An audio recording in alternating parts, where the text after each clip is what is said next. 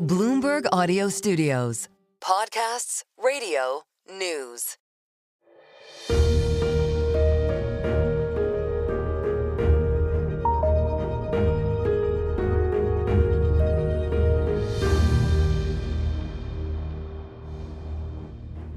This is Wall Street Week. I'm David Westin, bringing you stories of capitalism. For many years, Saudi Arabia has been at the center of the world of oil. We traveled to the kingdom to learn how and why it wants to change that. Plus, you thought you knew the world of artificial intelligence, but it turns out it comes in different flavors with different time horizons. We explore the brave new world of mathematical superintelligence and large quantitative models. And as we head into the heart of summer, we take you to some of the nation's theme parks, as traditional leaders Disney and Universal are getting some new competition from some surprising places. But we start with the Federal Reserve Board decision this week and how the central bank is grappling with all that policy uncertainty. The amount of the tariff effects, the size of the tariff effects, their duration and the time it will take are all highly uncertain. So that is why we think the appropriate thing to do is to hold where we are as we learn more. And we think our policy stance is in a good place where we're well positioned to react to incoming developments. We have to be forward-looking. And the thing that every forecaster, every outside forecaster, and the Fed is saying is that we expect a meaningful amount of inflation to arrive in coming months. Turning first to our special contributor, Larry Summers of Harvard. So, Larry, we heard from the Federal Reserve, the FOMC, as well as Chair Powell this week. What did you make out of what they had to say, and particularly their projections? I thought what they said was both predictable and reasonable. You can't be changing monetary policy with the uncertainty that we've got right now. They were right to signal that they were being cautious about future changes. What struck me most, David, was a quite remarkable combination. The dot plot showed unemployment revised upwards, showed inflation revised upwards, even a period when we're getting good news about artificial intelligence and productivity and good news about oil. So you see a supply shock coming, even though the natural sources of supply shocks aren't there. What is it? It's the tariffs. We're imposing a supply shock on ourselves, and that's leading to expectations of both higher inflation and higher unemployment, making the Fed's job that much more difficult. And the Fed's obviously not going to get in a political war with the administration, but the stark analytic fact is clear. It doesn't happen that often that the Fed revises up on inflation and unemployment at the same time. And I don't think there's ever been a time when they revised that way in both directions based on administration policy. Larry, you mentioned the geopolitical conflict that we're seeing. Certainly, we have an enormous one between Israel and Iran as we speak, with questions about whether the United States might get involved. As a macroeconomist, how do you approach that question? Look, no one knows. I suspect that the president doesn't know completely what he's going to do because he is watching events. I'd just say a couple things, David. One is that we got a lot of divisions within our country, but I would hope that at a moment like this, with respect to the kind of threat that Iran represents, that there'd be a lot of desire to come together and support policies that will put the greatest stability possible in.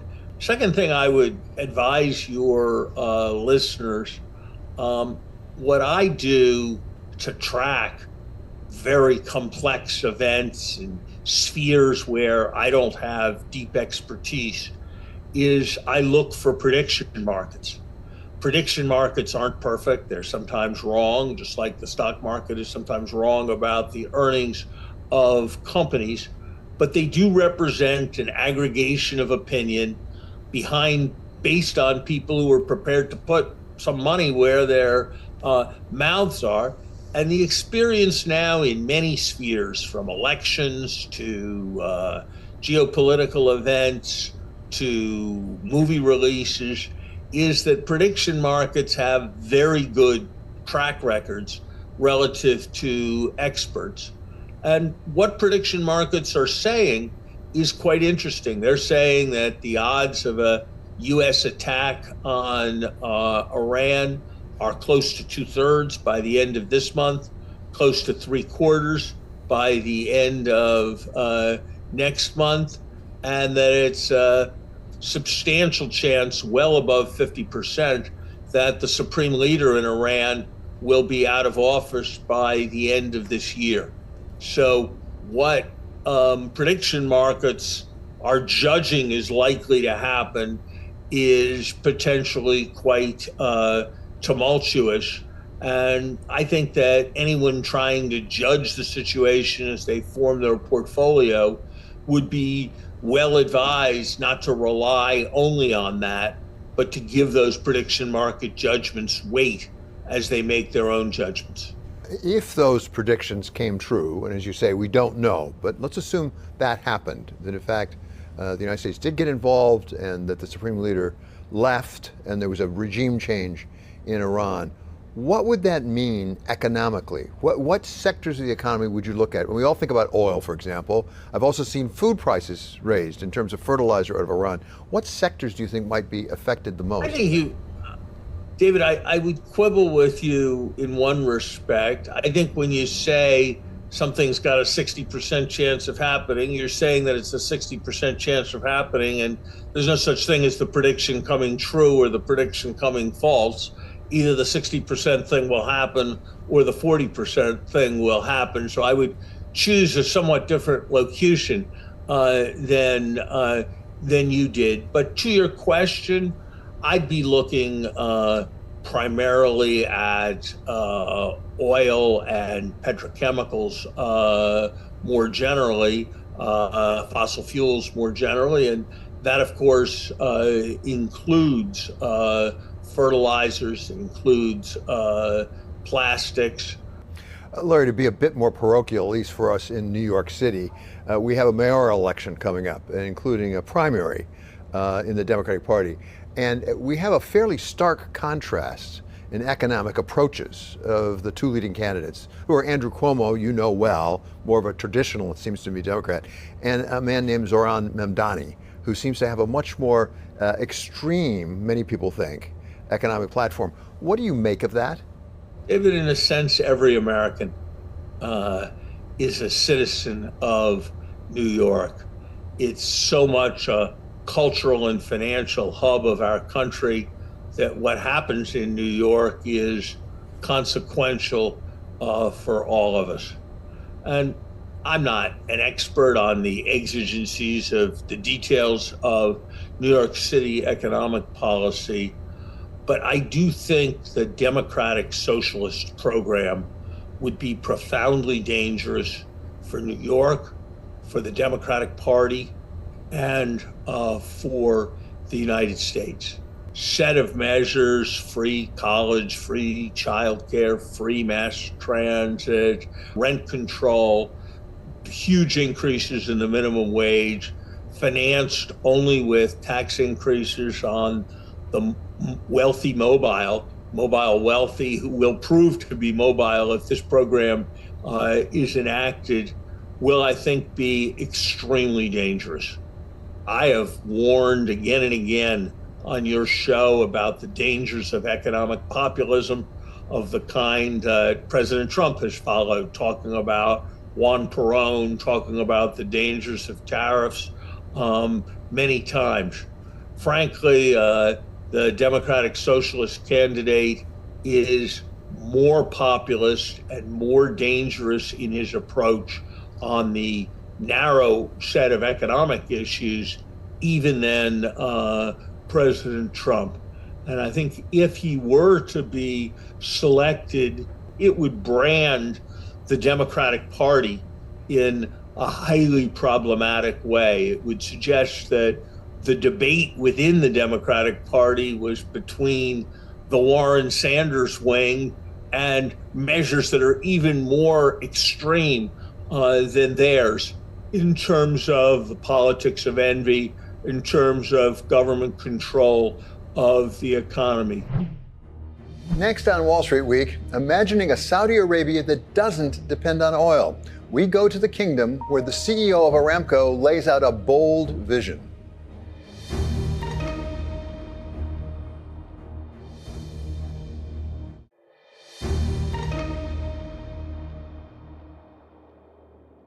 This is a story about something we haven't seen before.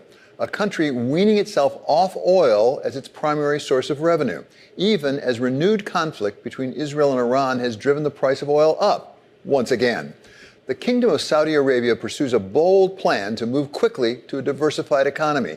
And the world's biggest oil producer, Aramco, is in the middle of the transition. Here's our Bloomberg TV colleague, Jumana Bersetchi from Dhahran. Aramco has long been the beating heart of Saudi Arabia's economy. But in less than 5 years' time, the kingdom hopes to reach its goal of building an economy that moves away from its traditional reliance on oil. We think of ourselves as a technology company delivering energy, to be honest with you. Technology has always been our competitive advantage. The company has been evolving ever since its inception. Aramco plays a significant role in Saudi's diversification agenda. Aramco's journey started in 1933 when the Saudi government granted exploration rights to the Standard Oil Company of California. That created the Californian Arabian Standard Oil Company and eventually led to the discovery of oil in commercial quantities at Dammam Well Number 7. This marked a turning point in Aramco and Saudi Arabian history. In 1944, the company was renamed to Aramco, the Arabian American Oil Company, and later that became Saudi Aramco, reflecting its transition to a fully state-owned company by the late 80s. Look at that. You can feel the crude here, huh? So I'm looking at crude now. Nasser joined Aramco in 1982 as an oil engineer before working up the ranks to become CEO in 2015. So this is the geology. Yeah. Where does the technology come into it? Well, technology comes in the modeling, and some of the technology, you can see it here. So we digitize all of that, and we kept it here so they can look at it and learn while, having more data to see rather than only what you see in front of you here. In 2019, the Saudi government sold down 1.5% of the company, raising $25.6 billion, which to date remains the largest IPO in history. Today, the Saudi government and sovereign wealth fund PIF jointly own around 98% of Aramco's shares. The oil giant accounts for approximately 60% of total Saudi government revenue. And the broader oil sector, with Aramco as the main player, makes up roughly 30 to 40% of the kingdom's GDP. Relying on one sector only to drive the Saudi economy is not right. And this is where the vision is. They are helping other sectors, growing other sectors across the kingdom to grow. Oil and gas is still important. That's why you see the growth. You see, we are very pragmatic here in the kingdom. You're talking about 100 to 130 gigawatt of solar and wind. We believe in hydrogen, where we'll be happy to produce hydrogen. Actually, we have one of the biggest projects in green hydrogen at NEO. And we will be more than happy to build more green hydrogen and blue hydrogens in the kingdom. And at the same time, we are in carbon capture and storage, but we are not neglecting hydrocarbon. We have a healthy oil production. We have a maximum sustained capacity of 12 million.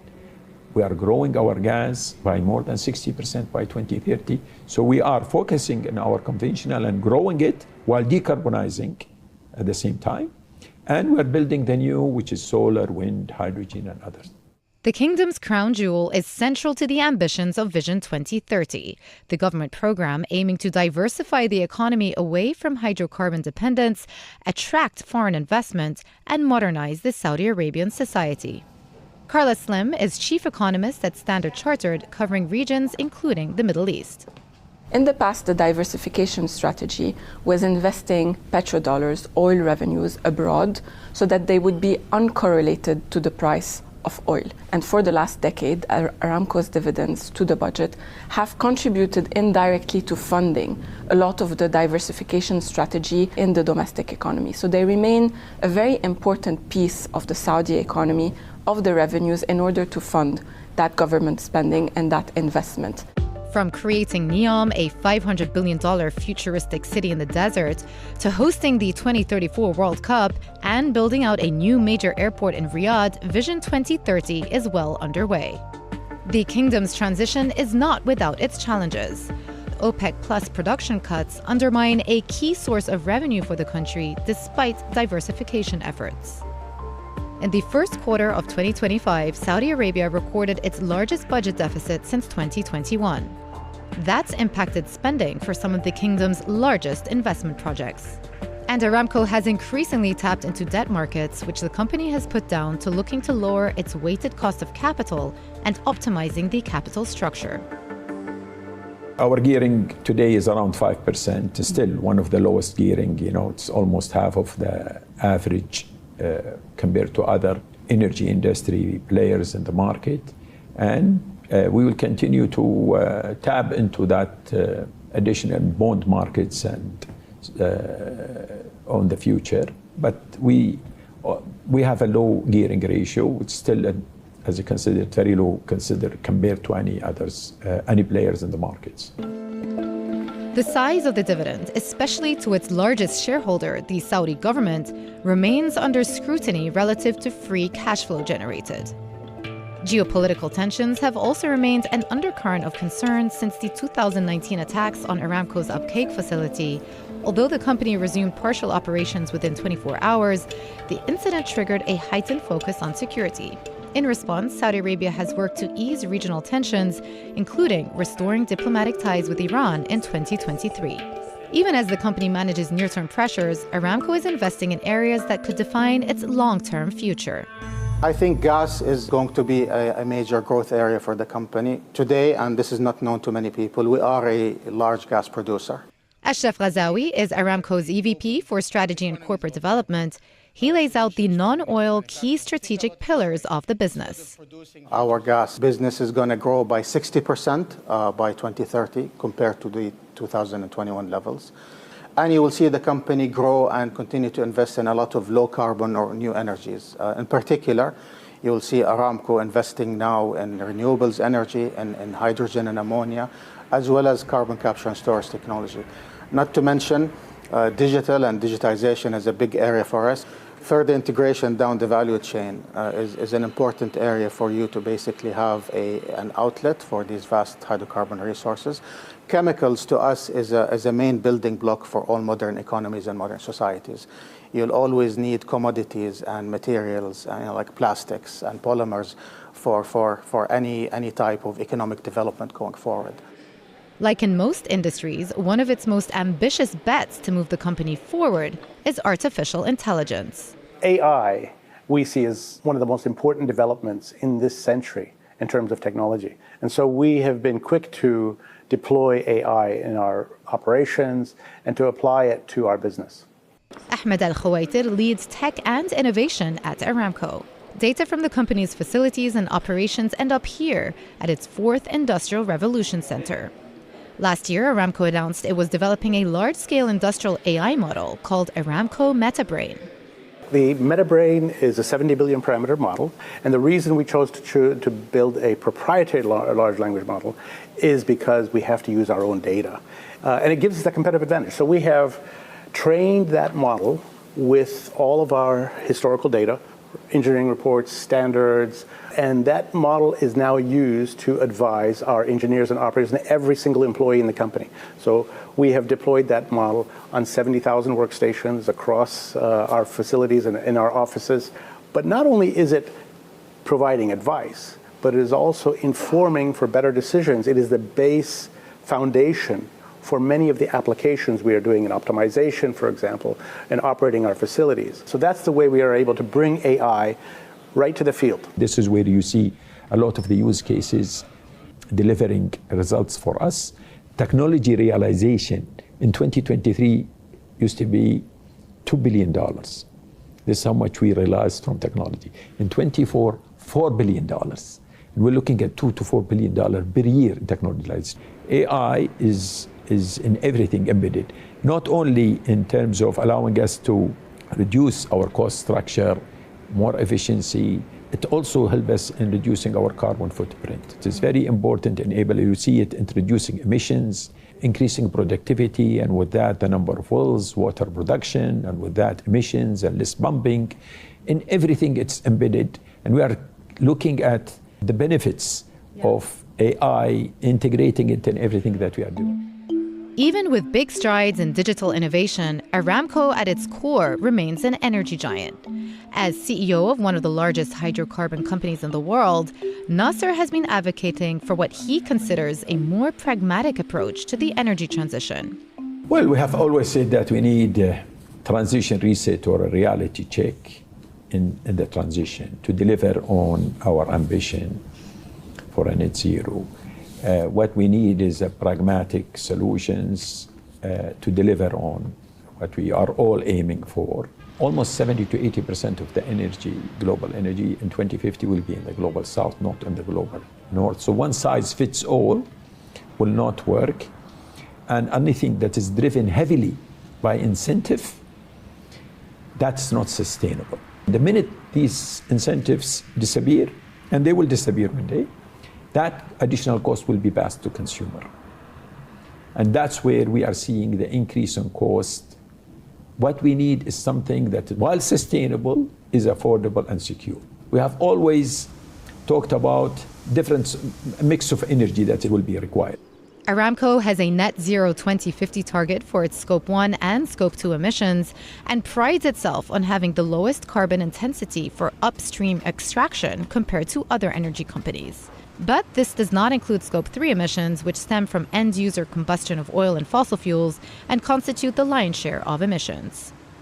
I have to say that not all crude oil is equal. We take a lot of pride in the fact that we are the lowest upstream carbon intensity producer and has been for a while, and that's a result of decades of responsible and sustainable operations. It's important for us also to adhere to our commitments toward the net zero ambition and keeping an eye on what levers of decarbonization are available to us. We have been running flare minimization programs for decades. We have methane intensity that is the lowest in the market. All of these combines actually is where we position ourselves as the undisputed leader when it comes to carbon intensity and environmental metrics out there. Aramco looks to redefine its role as Saudi Arabia reimagines its future. We believe Saudi will remain a major oil producer in the global economy. We don't expect this to change, but we believe that the non-oil GDP expansion will happen in parallel to Saudi remaining a major commodity player on the global front, on the regional front, in its G20 capacity. We just expect that the non-oil development will happen in tandem, in parallel, and this will continue to have shifts to how Saudi spends domestically, globally, in the region as well, with its regional allies. There is a lot of challenges ahead of us, especially with sustainability, with the transitions, with disruptive technologies. We need to be ready. How do we maintain and continue to maintain that leadership while also delivering the new energies that the world wants? Coming up, just when you thought you were getting your arms around artificial intelligence large language models, along come an array of alternatives. We delve into large quantitative models and even superintelligence.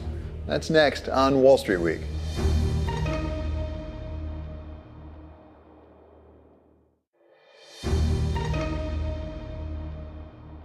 This is a story about thinking ahead, even way ahead. We've all heard about the race between companies and countries to develop artificial intelligence. But it turns out that there's another race going on, one among entirely different approaches to AI and what they're racing to achieve. Generally, we think the cost of innovation is collapsing here. It is going to transform our lives. We're going to look back and see this as a hugely important era. This is obviously the most disruptive technology in the history of mankind. At the center of many of the latest AI breakthroughs are large language models, or LLMs. the ChatGPTs and Geminis of this world. But as powerful as they are becoming, we learn more every day about their limitations, how they can be prone to errors, hallucinations, and uncertainty. One of those trying to address these limitations is none other than Vlad Tenev, known to most of us as the CEO and co-founder of Robinhood Markets. Tenev has become a successful entrepreneur, but his background is in mathematics. What a lot of people don't know about me is actually before I became an entrepreneur, I was a mathematician, or at least an aspiring mathematician. I always had this passion for mathematics and for advancing our understanding of reality. And so when we saw GPT-4 come out, along with a bunch of improvements in the mathematics community around formal verification, Tudor, who's my co-founder and CEO of Harmonic, and I got very, very excited about building something. We thought that the time was right to actually build something in mathematics that combined the state of the art in that field with the state of the art in AI. Tenev's new firm, Harmonic, hopes to achieve something that still belongs to the realm of science fiction. Beyond artificial narrow intelligence like ChatGPT, which can perform specific and limited tasks, beyond even an artificial general intelligence, which could learn and adapt like humans. Tenev says his goal is to help create what he calls a mathematical superintelligence. So mathematical superintelligence is artificial intelligence that can reason and solve math problems at a level exceeding the most advanced mathematics researchers, so professional mathematicians that are out there today. And we think that developing such a system will not only greatly accelerate the progress of mathematics, but it'll also accelerate progress in all fields of science and technology that depend on mathematics. We have heard at this point so much about large language models in the AI space. What you describe sounds like almost the obverse of large language models, which, as I understand it, operate on language rather than on numbers or on mathematics. I think the main problem with large language models and AI systems as they're currently designed is that they very, very confidently can tell you the wrong thing. So there's very few controls over what we call hallucinations. You'll ask a large language model a question, it'll give you an answer. You can ask it to solve a major mathematical conjecture and it'll spit out output. And it can be very convincing in its incorrectness. And so I think that's a huge problem. And that's by and large what's hindered the adoption of these AI tools in mission critical industries.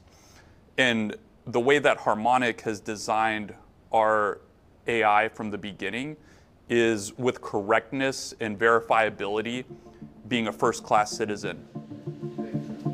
Last year, Harmonic closed a $75 million Series A funding round led by Sequoia Capital and announced that its AI had performed well in a test of mathematical reasoning. But Tenev says there's still work to do before true mathematical superintelligence is achieved and before Harmonic can roll out a product to consumers. We're still in fairly early stages, but we're actually getting close to unveiling our technology to the public. So the team actually released a big result about 9 to 12 months ago where we showed really tremendous advancements across a few key mathematics benchmarks that were focused on formal mathematics. Give us a sense of that development process. I mean, are you working toward a prototype or do you have a prototype already? We have some things internally that we're refining. And basically, the company is largely focused on research because without a strong model that keeps getting better and better, it's not as useful. But over the past few months, we've started to turn more and more of our resources towards commercialization and actually figuring out how we're going to put it into people's hands, who the customers are, what the biggest pain points we can help solve for customers are. While Tenev and his colleagues walk the long and uncertain road towards superintelligence, Jack Hittery has built a business around what he calls large quantitative models, which are trained on numbers and data rather than on prose. His company, Sandbox AQ, spun off from Alphabet in 2022. What we can do is we can take the equations of biology, of chemistry, of physics, of engineering, and we can train an AI on those. And that's the world now of large quantitative models, LQMs. And this world of LQMs impacts 80% of our economy and drives massive innovation in the companies that use them. And so you have large language models on the one hand, and from a business point of view, they're mainly there to cut some costs. If you have, say, $30 million of costs every year in your company, you could probably start lopping off 10, 15, 20 million of customer service costs per year. And that's going to be a great savings for your company. But when it comes to creating new product, billions of dollars of new revenue, that's not really going to be a large language model. That's going to be an LQM, a large quantitative model. Where are we in developing LQMs? LQMs are now proliferating in the B2B land. So it's less about consumers using LQMs, but it's really about businesses using LQMs. And right now, we announced at Sandbox AQ that we're working with Sanofi, for example, a top 10 pharma company, using LQMs to advance their work in life-saving medicines. We announced work with chemical companies such as Aramco using LQMs to up value the hydrocarbons coming out so we can create new products that will not be burned in the atmosphere, but rather be put into various kinds of vehicles and others to lightweight and to add value to those industries as well. There's a lot of money being invested in AI right now. A lot, hundreds of billions of dollars literally being invested.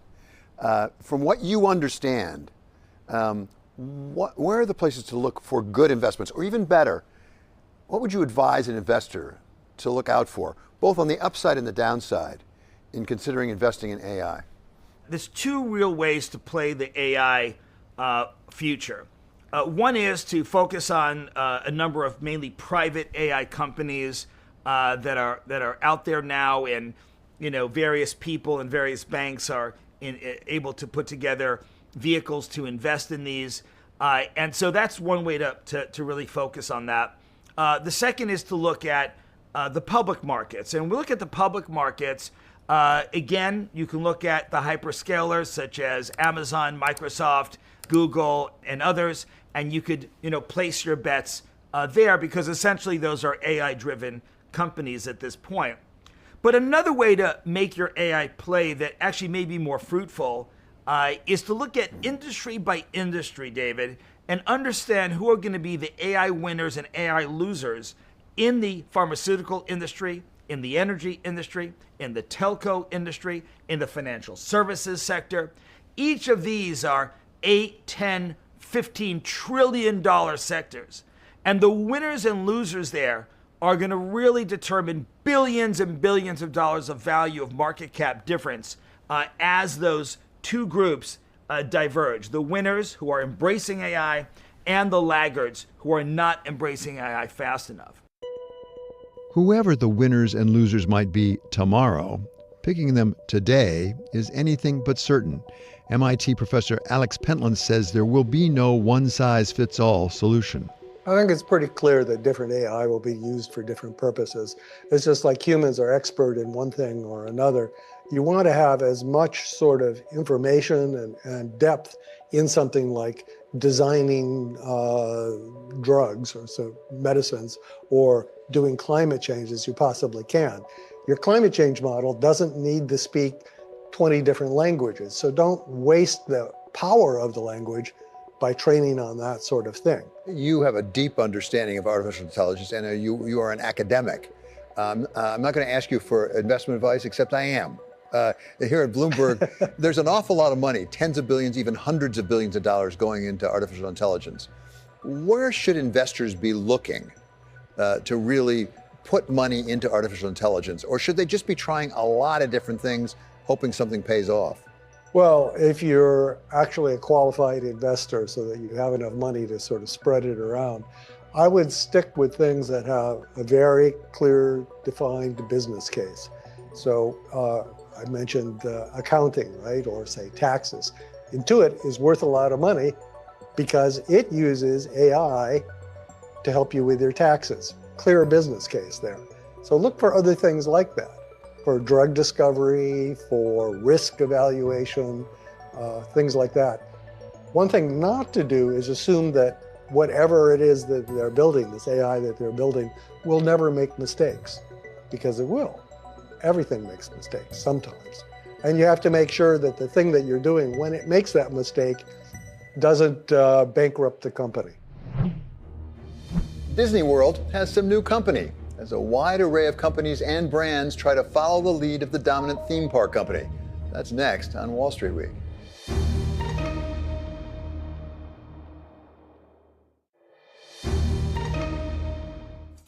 This is a story about making dreams come true. For years, media and entertainment companies have used their intellectual property to create unforgettable live experiences through theme parks. But their success is attracting new competition from new quarters. My colleague Scarlett Fu has the story.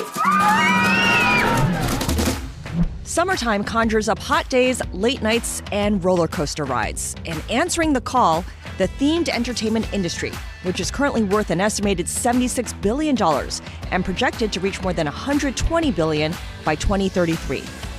The leaders, Disney, Universal, Merlin Entertainment, and Chimelong Group of China, all generated experience revenues in the billions last year.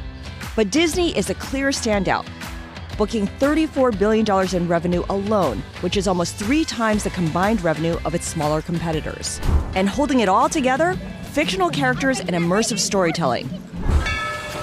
Intellectual property really has become the cornerstone of the modern theme park industry, and we've seen them grow exponentially through the years. Dennis Spiegel is a theme park expert who's been working in the industry for more than 50 years. There have been some very interesting situations developed through the years. Disney bought Marvel, Spider-Man, Iron Man, all of those wonderful characters. Those characters were already being used at Universal Studios Florida, a couple of miles away from Disney World. So in that agreement, Disney cannot use the Marvel characters in Orlando. In England, there's a Harry Potter Studios tour, which is very close to where the Universal Studio Park will be. But at this point in time, they haven't announced if Harry Potter is going to be allowed to be used in that. Now, other entertainment companies want in on the action, leveraging their most popular IP.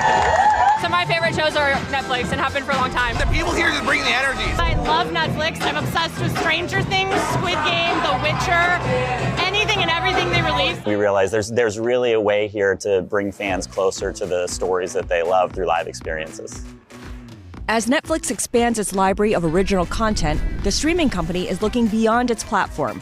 Since 2020, Netflix has incorporated characters from some of its biggest hits into live experiences, culminating in permanent themed entertainment centers. I'd consider Netflix House like a totally new dimension of storytelling because we'll be able to really keep it fresh, and sort of maintain that same pace of cultural impact and conversation that people see from our movies and TV shows. Josh Simon is Netflix's Vice President of Consumer Products. He's in charge of a new theme park-style venture called Netflix House. Later this year, we'll open our first 2 Netflix House locations, one at the King of Prussia Mall outside of Philadelphia and one at the Galleria in Dallas. We recently announced that we're also going to be opening a location in Las Vegas in 2027 as well. All of those experiences are about engaging with fans and then taking all that information and saying, okay, we are ready to launch permanent experiences. Marion Lee is Netflix's Chief Marketing Officer. We'll have replay, which is sort of that concept of an old school arcade, but it will be all obviously Netflix shows and movies and games related to that. A Netflix Bites restaurant and bar, a retail store, a theater. And then we'll have a mini golf, Squid Game and Wednesday in one, and then One Piece and something else in the other, and Stranger Things. It's really a great way for fans to experience those like hero moments from their favorite Netflix movies and TV shows. We are not trying to fit ourselves into like one box. Netflix does not break out sales of consumer products and live experiences, but in 2024, the company surpassed 300 million paying memberships, grew revenue by 16%, while its operating income exceeded $10 billion for the first time ever. And in the past 5 years, Netflix has created more than 400 experiences in 300 plus cities across the globe. In a world of screens, live experiences appear to be in demand, but will they sustain viewers' interest over the longer term? When we're thinking about which live experiences to bring to life, there's usually a couple ways we think about it. First is we really follow fan passion. We see this incredible love for stories all over the world. The other thing is we really look for our experiences to tell like a new dimension of a story. So, we're interested in movies and TV shows that we know fans want to explore in new ways. One of the key critical things that allows us to really set ourselves apart is that we have a rabid fan base. We have 1.2 billion fans across all of our social media accounts around the world. And they are telling us what they want to do. We can hear what they're talking about, what kinds of products they're buying, what kinds of food that they're eating whenever they go. And then it allows us to take that information and invest into future experiences that we can place all around the world. Even before Netflix entered the picture, the theme park industry was a kind of survival of the fittest scenario. Smaller companies struggling to keep up with changing consumer tastes, the biggest players under pressure to roll out new attractions, highlighting the latest technology, and everyone, no matter their size, spending continuously to give visitors a reason to keep coming back. Typically, a park will fail because either the market isn't ready, it's not a good concept.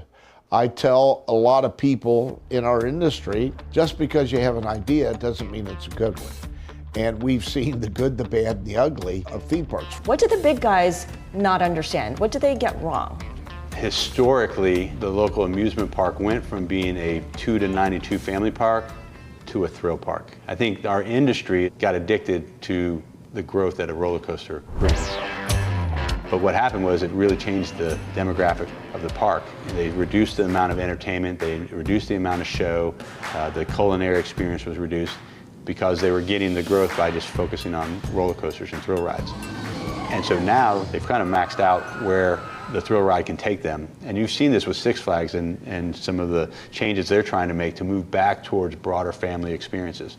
So I would say there were some mistakes made that brought them to where they are today. COVID-19 dealt a big blow to theme parks, forcing them to shut down for weeks and sometimes months. And that's exactly when Netflix made its move into live experiences. We were looking for a way to bring Stranger Things to life. People were spending a lot of time, on their own, in their cars.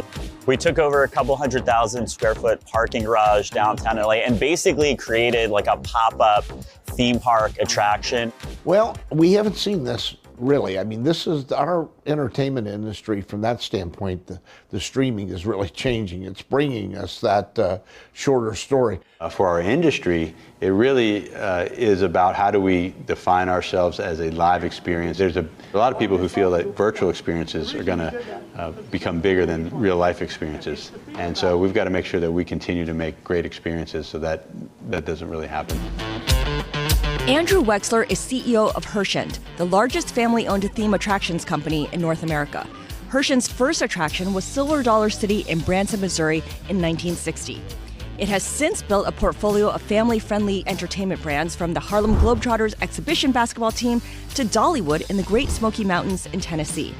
In contrast to Netflix, Herschend's Silver Dollar City features IP that's tied to its local history, starting with a cave. How did a cave spawn a theme park? Hugo and Mary Herschend went on a road trip. They came to Southwest Missouri to the Ozarks to enjoy the beauty, and they did a cave tour here and really fell in love with location, with the cave, with the people, and decided they wanted to make it a summer attraction. So the cave tour was so popular that there were long lines to get in the cave, and they needed to give some people something to do. It's kind of the first instance of line management. So they built this 1880s town on top of the cave so people could be entertained. Since the 1970s, Herschend has focused on bringing new live shows and rides to Silver Dollar City while keeping its IP rooted in the area's 1880s lore. As a result, the park feels timeless, which is reinforced by its long-serving staff. I've been the Vice President of Food Service since 1992, and this is my 50th year. I started from the ground up, and I'm still here. It's also got a cult following, with local families making regular pilgrimages generation after generation. All I know is for my 8th birthday, we went that day. It was my 108th time going, I think. And I remember a lot of my childhood coming back. They have some rides at Six Flags, but these rides are like really fun. We've been coming since we were little ourselves. Like, I don't even remember my first time coming. Yeah, I don't remember my first time. It's just been always part of our lives. If you look at most theme parks across America, they were organic. They start off as a petting zoo or a campground, and then they added rides and slowly grew over time. Most successful theme parks are like that. It's really hard to go from 0 to 100 at a theme park today just because of the capital intensity and the ability to actually draw enough people to make it cash flow positive. So you're continuously reinvesting in the business. How do you think about return on investment? So we know what the return is that our shareholders would like on the business. And so we incorporate that in our capital plans. So we do long range plans to we try and identify what are our projects over the next 10 years. Now, you got to be nimble and flexible. It may change. But within that, what's the impact of that investment and how is it going to grow the park from an attendance perspective?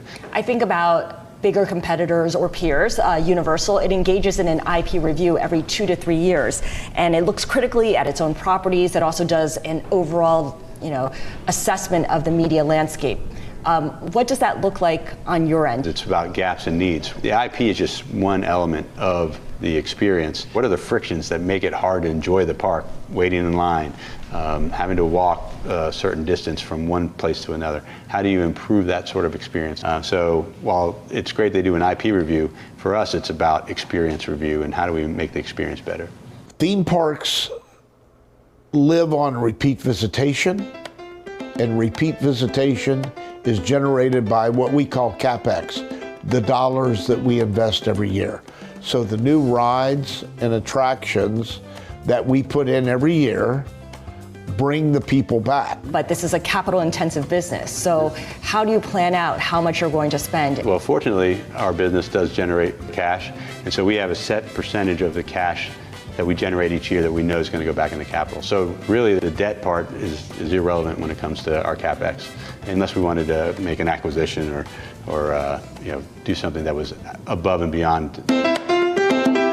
We really are about that live local experience with the idea that if our purpose as a company is to bring families closer together, having somebody necessarily sit in front of a television is not the best way to do that.